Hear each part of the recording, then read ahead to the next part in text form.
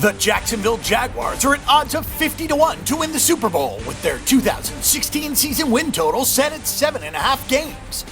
The Jaguars are at odds of plus 2,300 to win the AFC, while they're at odds of plus 336 to win the AFC South.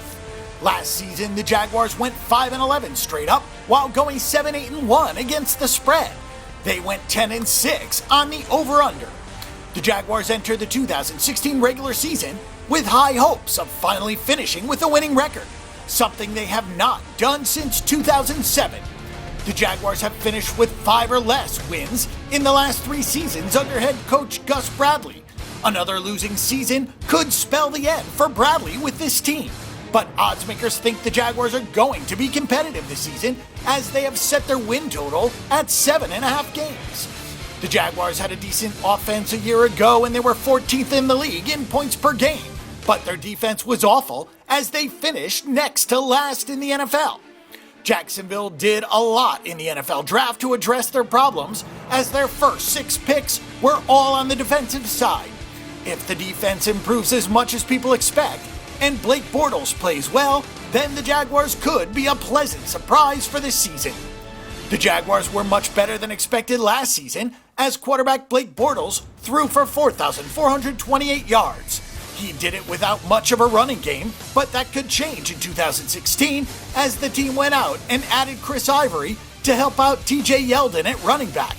The receivers for Jacksonville are good, as both Allen Robinson and Allen Hurns can make plays, and the Jaguars have 2 good threats at tight end in Julius Thomas and Mercedes Lewis. The concern for the team is the offensive line, as far too often there are no holes for the running backs, and Bortles faced a lot of pressure. There are also some concerns that Bortles isn't as good as his statistics may say, as many of his touchdowns and yards came when the Jaguars were down big time. The big story for 2016 for the Jaguars could be the defense, which has the potential to be vastly improved. The Jaguars not only went out and got impact players in the NFL draft in Jalen Ramsey and Miles Jack, but they got last year's top pick Dante Fowler back from injury. If Fowler gives his team a pass rush and Ramsey is as good as advertised in the secondary, then there is a real hope for this team.